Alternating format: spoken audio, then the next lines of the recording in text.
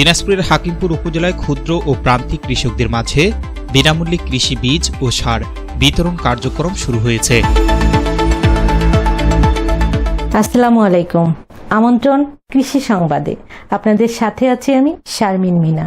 এতক্ষণ শুনছিলেন সংবাদ শিরোনাম, এখন ডেস্ক থেকে বিস্তারিত।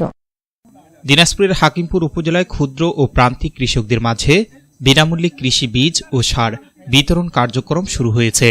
কৃষি প্রণোদনা কর্মসূচির আওতায় উপজেলা কৃষি অফিস এ উদ্যোগ বাস্তবায়ন করছে। অনুষ্ঠানে প্রধান অতিথি হিসেবে উপস্থিত ছিলেন সমাজ কল্যাণ এবং মহিলা ও শিশু বিষয়ক মন্ত্রী অধ্যাপক ডাক্তার AZM জাহিদ হোসেন। তিনি বলেন, কৃষিখাতকে এগিয়ে নিতে সরকার নিরলসভাবে কাজ করছে। কৃষক বাঁচলে দেশ বাঁচবে, এই লক্ষ্যেই কৃষকদের জন্য সহায়তা অব্যাহত থাকবে। উপজেলা কৃষি অফিস সূত্রে জানা গেছে, 800 কৃষককে আউশ ধানের বীজ ও সার এবং 20 জন কৃষককে পাটের বীজ ও সার প্রদান করা হয়েছে। কৃষি কর্মকর্তা জানান, এই সহায়তা কৃষি উৎপাদন বাড়াতে গুরুত্বপূর্ণ ভূমিকা রাখবে।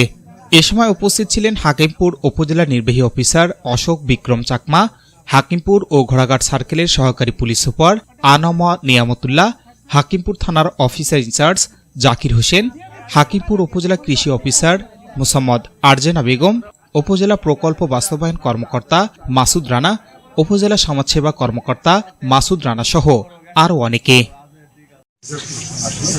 কৃষক কৃষিতে সবচেয়ে বেশি লোক কাজ করে কোন বিভাগে?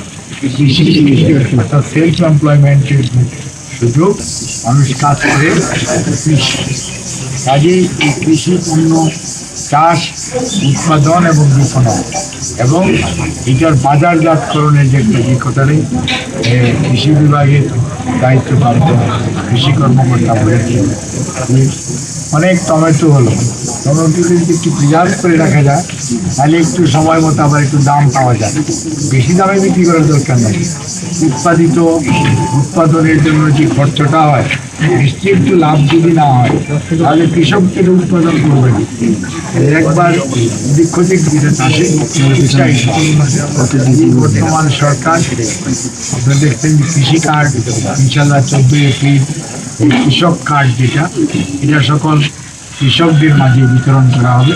কর্মসূচিটা শুরু হবে 14 এপ্রিল মানে পয়লা বৈশাখ, এবং এটাও ফ্যামিলি কার্ডের মতো প্রতিটা উপজেলাতে আস্তে আস্তে ছড়িয়ে দেওয়া হবে। সে অনুযায়ী সংশ্লিষ্ট বিভাগ কাজ করছে এবং আমরা আমাদের বর্তমান প্রধানমন্ত্রী জনাব তারেক রহমান, উনি কিন্তু নির্বাচনের পূর্বে আমাদের যে ওয়াদা যে কৃষকদের 10,000 টাকা লোন ছিল, সেই লোন সুদে আসলে হয়তো অনেক হয়েছে, কিন্তু সেটা কিন্তু গত 25শে ফেব্রুয়ারি পর্যন্ত যা ছিল সবগুলো মাফ করে দেওয়া হয়েছে। অর্থাৎ কৃষককে স্বাবলম্বী করা, সচ্ছল করা, এটা আমাদের একটা দায়িত্ব। ফ্যামিলি কার্ডও কিন্তু ইনডাইরেক্টলি গ্রামীণ যে নারী সমাজ ভূমিকা পালন করতে পারে। এই পরিবারের যে নারী এই সদস্য, বয়োজ্যেষ্ঠ দায়িত্বপ্রাপ্ত, সেই জন্য কিন্তু আমরা আমাদের টোটাল কর্মসূচির মধ্যে গ্রামীণ খাল খননটাও কিন্তু আপনি দেখবেন শহীদ জিয়ার আমলে যখন শুরু হয়েছিল রহমানের আমলে, তখন খাল খনন মানে সেচ সুবিধা যাবে, আর খালে পানি থাকলে মৎস্য চাষ হবে, হাঁসও প্রতিপালন করা যাবে। খালের পাড়ে রাস্তাঘাটে তথা পরিবেশের ভারসাম্য রক্ষা, একই ধারাবাহিকতায় আপনার আমাদের খাল খনন শুরু হয়েছে 54টি জেলায় একই সময়, এবং এটা কিন্তু আপনাদের হাকিমপুরেও বলেন আর দিনাজপুর সবাই বলেন। কিন্তু আমরা সমস্ত ক্যানেলগুলি অর্থাৎ খালগুলোকে আমরা ভরা করে দিলে পুরো এরকমভাবে করা হবে ডিপ টিউবওয়েলে পানি কম তুলতে হয়। আমাদের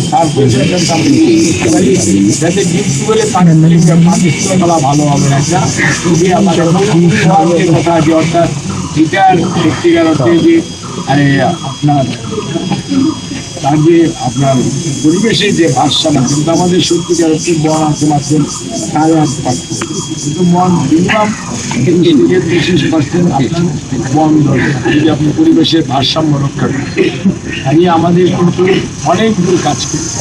যাই হোক, আমাদের কাছে কৃষি বিভাগ মানে সব সময়ের জন্য অনেক ক্ষেত্রে কিছু কিছু ফসল নষ্ট হয়ে যায়, শিলাবৃষ্টিতে, অতিবৃষ্টিতে, অনাবৃষ্টিতে, আর এই সব কিছু সবসময় কিন্তু সরকার কৃষকদের ভাগ্য উন্নয়নের জন্য কৃষকদেরকে সহযোগিতা করা এবং কৃষকদেরকে একটু হেল্প করা, এটা কিন্তু সরকারের সবসময় দায়িত্ব এবং কর্তব্য। সেই অনুযায়ী কিন্তু আজকে এই কাজ করা হচ্ছে। আমরা চেষ্টা করবো যে আমাদের এই কাজের ব্যাপ্তি যাতে আরো বাড়ানো যায়। এবং এখন হয়তো 800 আমরা মাত্র কৃষককে সহযোগিতা করি। এটা কিভাবে 800-কে 1000 করা যায়, 1000-কে কিভাবে 1200 করা যায়, 20-কে কিভাবে 30 করা যায়, 30-কে 50 করা যায়, এবং এই বীজ সে পাটেরটাই হোক আর ধানেরটাই হোক এবং সার হোক, এগুলো যাতে অ্যাভেলেবিলিটি অর্থাৎ বাজারে এটা যাতে পাওয়া যায়, কৃষকের কাছে যাতে এটা পাওয়া যায়, সেটা কিন্তু কৃষক কার্ড কিন্তু এটা এনশিওর করে। এবং এগুলো যাতে বাজারজাত করার মধ্যে কোনো ধরনের মানে দুর্নীতি না হয়, কোনো ধরনের উচ্চ মূল্য না হয়, সেই সমস্ত বিষয়ে কিন্তু আমরা অত্যন্ত সজাগ। উপজেলা প্রশাসন সহ আমাদের কৃষি বিভাগ সহ সবাই ব্যাপারে দায়িত্ব পালন করছে এবং আমরা আশা করি ইনশাআল্লাহ ভবিষ্যতে এগুলোকে সৎ ব্যবহার করে সঠিকভাবে ব্যবহার করে আমরা আরও বেশি ফসল উৎপাদন করতে পারবো। এখন দেখেন পরিবেশের জন্য পাট কত গুরুত্বপূর্ণ। পাট হলে পাট থেকে বিভিন্ন ধরনের তন্তু হয়, অর্থাৎ আপনার সেই পাটের রুচি হয়, ব্যাগ হয় এবং সেটা কিন্তু পরিবেশের জন্য ভালো। পলিথিন কিন্তু কোনো অবস্থাতেই ভালো না, বায়োডিগ্রেডেবল, যার জন্য এটা যেখানেই যাবে ওখানে কিন্তু পরিবেশ কাজে পাট, যে পাট আমাদের গর্ব ছিল এক সময়, সেই পাট আমরা যে কোনোভাবেই হোক আমাদের অবহেলা, আমাদের সঠিক সিদ্ধান্ত না থাকার কারণে পাট দুর্বল হয়েছে।